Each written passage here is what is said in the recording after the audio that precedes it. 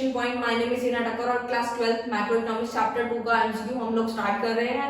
ज्यादा क्वेश्चंस नहीं है, सिर्फ 5 ही क्वेश्चन हम बना के लाएंगे। उस 5 क्वेश्चन का मतलब ये नहीं होगा कि आपको 5 क्वेश्चन ये सीयूटी में दिखने वाले हैं, बट ये 5 टॉपिक ऐसे हैं, मतलब इन 5 टॉपिक पे अच्छे से फोकस करना। ये पांचों टॉपिक बहुत इंपॉर्टेंट है। मैंने अलग अलग जगह से इंपॉर्टेंट क्वेश्चन कवर करने की कोशिश करी है, वो भी कम टाइम के अंदर अंदर। ठीक है, मैं 500,000 क्वेश्चंस भी दे सकती हूँ एमसीयू के, बट स्टिल आप लोगों के पास भी इतना टाइम नहीं है।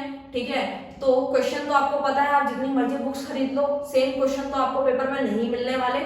ठीक है, बस आपको टॉपिक को अच्छे से प्रिपेयर करना है, जो कि आपको सिर्फ पैटर्न देखना है और आपका काम हो जाएगा। 5 नंबर तो वैसे एक सही के मिल ही जाएंगे सीयूटी में। तो स्टार्ट करते हैं क्वेश्चन नंबर फर्स्ट के। Machine purchase by dealer of machine is the example of.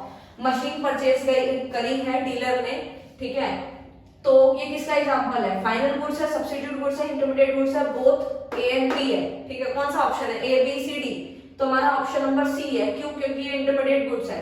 तो देखो, इंटरमीडिएट गुड्स वो वाले गुड्स होते हैं जिनका जो पर्पस होता है वो रीसेल होता है या फर्दर प्रोडक्शन होता है। ठीक है, मैं यहाँ लिख रही हूँ, पता नहीं आपको दिख रहा है नहीं दिख रहा, बट आप अपनी कॉपी में नोट कर लीजिएगा, तभी साथ साथ रिपीट करती हूँ। बाकी टेलीग्राम पे भी पिक्चर अपलोड हो जाएगी, जूम कर लेना। तो ये फर्दर रीसेल और प्रोडक्शन प्रोसेस के लिए होती है, इसीलिए ये हमारा कौन सा हुआ? Intermediate goods. क्योंकि जो डीलर है उसने मशीन अपने लिए नहीं खरीदी, वो उसने किस पर्पस से खरीदी है? रीसेलिंग या फर्दर प्रोडक्शन के पर्पस से खरीदी है। ठीक है, और आपको पता है फाइनल गुड्स तो कौन से होते हैं। ये सारी चीजें एक एक चीज में अभी एक्सप्लेन नहीं कर रही हूँ क्योंकि टाइम बहुत ज्यादा लगेगा। ठीक है, ये सब तो आपने पढ़ ही रखा। Question number 2, depreciation of fixed capital asset refers to. ठीक है, सबसे पहले ये क्वेश्चन तो मैंने पढ़ लिया, लेकिन इस क्वेश्चन को आगे कंटिन्यू करने से पहले एक चीज बताना चाहूंगी। इन टॉपिक को बहुत अच्छे से करके जाना है आप लोगों को। मैं बता देती हूँ, डेप्रिसिएशन का टॉपिक इतना ज्यादा इंपॉर्टेंट है, आप किसी भी राइटर की बुक उठा के देखना, डेप्रिसिएशन से बहुत सारे क्वेश्चन बन रहे हैं। ठीक है, तो प्लीज इसको मत छोड़ के जाना, ये बहुत इंपॉर्टेंट टॉपिक है। पहला वाला भी टॉपिक बहुत इंपॉर्टेंट है, वो तीनों डिफरेंस अच्छे से करके जाना, फाइनल गुड्स और इंटरमीडिएट गुड्स, ठीक है, और कैपिटल गुड्स। इन तीनों को बहुत अच्छे से करके जाना। डिफरेंसेस में हमेशा बोलती हूँ अच्छे से करके जाओ, उसमें बहुत सारे क्वेश्चंस कवर होंगे। नंबर 2, डेप्रिसिएशन का टॉपिक का क्वेश्चन डाला है मैंने, जो कि वेरी वेरी इंपॉर्टेंट है। ठीक है, डेप्रिसिएशन आपको पता ही है क्या होता है। फिक्स एसेट की जब वैल्यू गिरने लगती है तो डेप्रिसिएशन चार्ज होता है। ठीक है, वैसे तो कॉमर्स वालों को पता होगा, बट आर्ट्स वालों को नहीं पता, तो बताऊंगा मैंने। ठीक है, तो किस किस रीजन की वजह से डेप्रिसिएशन लगता है? जैसे कि मान लीजिए टाइम बीतने लगता है, हम उसका यूज करते हैं, तो धीरे धीरे वैल्यू कम होने लगती है।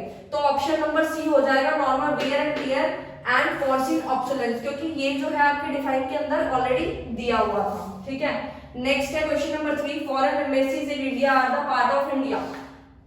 ए ऑप्शन है इकोनॉमिक टेरिटरी, बी ऑप्शन है ज्योग्राफिकल टेरिटरी, सी है both A and B, D option है नन ऑफ दीज। तो ऑप्शन नंबर बी हो जाएगा, क्योंकि ये चीज तो आपने पढ़ी रखा है, तो बहुत इजी मैंने डाला है, ज्यादा डिफिकल्ट क्वेश्चन नहीं डाला, बट स्टिल मैं ये बोलना चाहती हूँ कि इन वाले टॉपिक को अच्छे से करके जाना है आप लोगों को।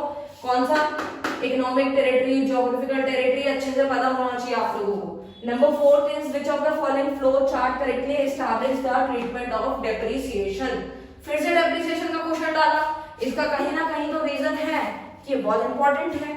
तो देखो चैप्टर नंबर जो हमारा 3 है मैक्रो का, इसके अंदर जो ऑलरेडी जो न्यूमेरिकल्स है वो इसी तरीके से सॉल्व होते हैं, मतलब ये चार्ट्स बने हुए हैं, तो उसके थ्रू ही आपको सॉल्व करना रहता है। लेकिन इसमें कुछ सॉल्व वगैरह नहीं करना, करने को आ भी सकता है, बट सिर्फ हमें अभी ये पूछा है कि कौन सा वाला सही है। मतलब ग्रॉस से नेट पे जाने के लिए हमेशा डेप्रिसिएशन माइनस होता है, और जब नेट से ग्रॉस जाना होता है तो डेप्रिसिएशन प्लस होता है। ठीक है, ग्रॉस और नेट ही होता है। ठीक है, हमेशा याद रखना डेप्रिसिएशन के केस में। ये नेशनल और डोमेस्टिक तो कंफ्यूज करने के लिए थे, बी वाले में कंफ्यूज मत होना, क्योंकि ग्रॉस से नेट पे जाने के लिए कभी भी प्लस डेप्रिसिएशन नहीं होता, हमेशा माइनस होता है। तो ऑप्शन नंबर ए हो जाएगा।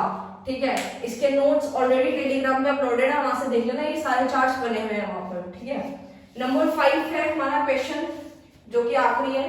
Which of the following is the example of the transfer income. देखो ट्रांसफर इनकम आपको पता ही है क्या होती है, सिलेबस तो आपने ऑलरेडी पहले से अच्छे से कर रखा है। ट्रांसफर इनकम वो वाली इनकम होती है जो वन साइडेड होती है।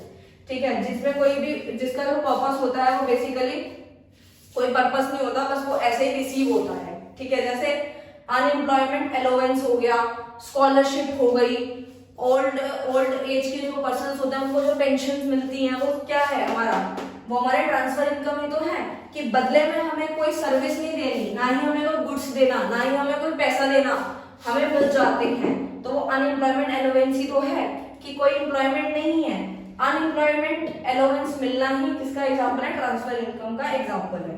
तो देखो पांचों क्वेश्चन जो थे मैंने कुछ इंपॉर्टेंट टॉपिक से कवर करने की कोशिश की है, ठीक है। तो ये पांचों टॉपिक को अच्छे से करना है आप लोगों को। कौन कौन से फिर से रिपीट कर दो, क्या क्या अच्छे से टॉपिक देख लेने हैं, जहाँ से क्वेश्चन बनने का पूरा चांस है। सिमिलर टर्म को मत छोड़ना, सिनोनियम को अच्छे से करके जाना, बहुत अच्छे से करके जाना, ठीक है। 3-4 बार देख लोगे हो जाएगा आपका। डिफरेंसेस अच्छे से कर लेना, ठीक है, जो कि मैंने आपको बताए हैं, कौन कौन से बता दिए थे अभी। टॉपिक्स कौन कौन से हैं, डेप्रिसिएशन को बहुत अच्छे से करके जाना है, उसके अंदर में देखने हैं, फ्लो चार्ट अच्छे से देख लेना है, और नॉर्मल रेजिडेंट डोमेस्टिक टेरिटरी के टॉपिक को अच्छे से देख लेना। वो पूछ सकते हैं कि कौन सी चीज है जो नॉर्मल रेजिडेंट में आएगी नहीं आएगी, डोमेस्टिक टेरिटरी में क्या आता है क्या नहीं आता है, सारी चीजें अच्छे से पता होनी चाहिए, ठीक है। अब मैं आपको एक छोटा सा एग्जांपल देती हूँ जो प्रूफ करके दिखाऊंगी मैं कि कैसे एक क्वेश्चन से कितने सारे क्वेश्चंस बनते हैं, ठीक है।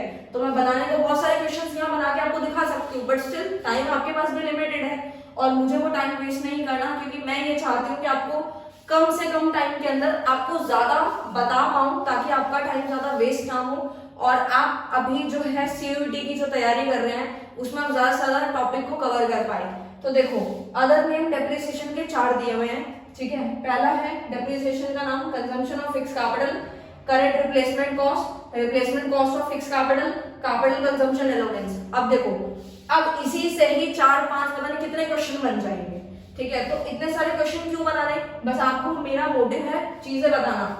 तो आपको अगर ये चारों नाम याद हैं तो आपके 5 नंबर सीयूटी में एक क्वेश्चन आया, 2 क्वेश्चन आया तो कंफर्म हो जाएंगे, एक क्वेश्चन का 5 नंबर है, ठीक है। तो जैसे मान लो हम डेप्रिसिएशन पढ़ के चले गए, आपने replacement cost of fix capital पढ़ा ही नहीं, तो ये नंबर आपके चले जाएंगे, क्योंकि सिमिलर टर्म में से पूछा गया है। तो मैं वही बताना चाहती हूँ कि मान लीजिए ये ऑप्शन दे दिया, इसके अलावा 3 और ऑप्शन दे दिए जो कि इसके नेम है ही नहीं, ठीक है। तो आपको पता होनी चाहिए सारी चीजें। आई होप आपको ये सारी चीजें क्लियर है, अच्छे से तैयारी करना, टॉपिक को अच्छे से पढ़ लेना, जो आपको अच्छे से टॉपिक बताए हैं। Thank you so much.